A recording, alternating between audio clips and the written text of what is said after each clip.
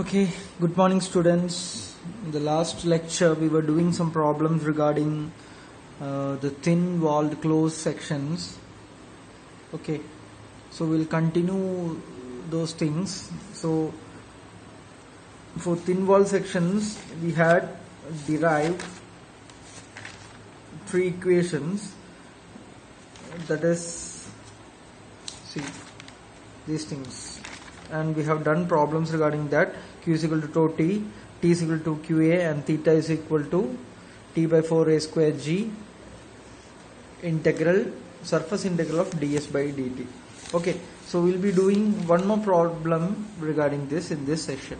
Okay, a thin walled box section of dimensions 2a into t is to be compared with a solid section of diameter a. Find thickness t so that two sections have same maximum stress for same torque and same stiffness. So this has been asked in the university. It's a university question. So they have given a tubular section having this cross section, that is length is 2a, a is the breadth and t is the thickness, right? Now the same thing we are going to compare with a solid section. Here this is tubular, or it's a hollow thing, but here this is a solid of area a, diameter a. Okay, so you need to find out the thickness which is same for both of them. Okay, same thickness. And what will be the thickness if maximum stress is same for same torque? Okay, same maximum stress for same torque. Okay, so their stresses as well as torque will be equal at that time. Then same stiffness. Okay, we'll see. We'll compare for thin walled and for a solid circular section. So actually we have derived the formula for these types of problem right now. For solid circular cylinders, already we have derived it from Prandtl, Senvenance, those theorems. Okay, so you need to compare these two values. We have derived torque, angle of twist from Prandtl's formula as well as in this thin walled sections also. Okay, so for thin wall you need to use torque is equal to qa. Okay, but here the shear stress is tr by j and t is equal to tau j by r. This we have already derived. Okay, so and these two torques should be equated. Okay, now t is equal to q into a. Q is nothing but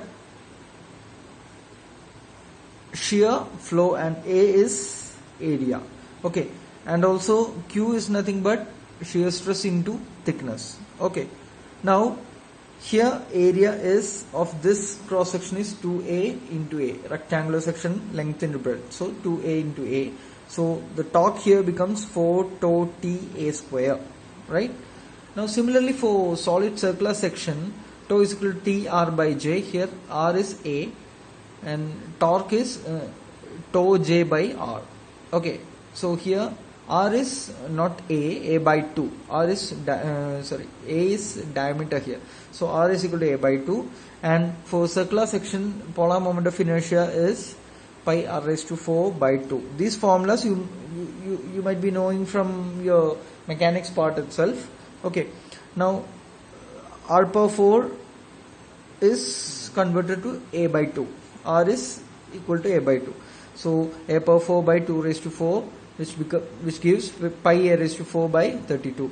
So the torque here, substituting this value here, tau pi a raised to 4 by 32 into 2 by a. So these two torque values are same for same shear stress. So both are having same shear stress and same torque. Okay, so in that condition, if you equate these two things, what happens?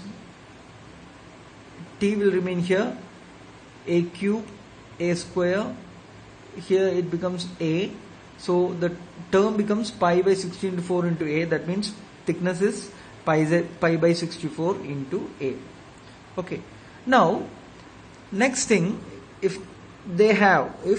these two are having the same stiffness, so what do you mean by stiffness? It's nothing but resistance to twist. Okay, so K is nothing but T into T by theta. Okay, so you need to find out T by theta are same for tubular as well as solid section. So theta is T by 4a square g surface integral of ds by t in case of tubular section, whereas for solid section T is equal to g j theta, equating these two equations. K is T by theta, here K is equal to T by theta is equal to gj. Here it becomes T by theta, T value is 4 to T a square, or the total thing becomes 4a square g by surface integral ds by t. Clear? And K, the value of K is 4 into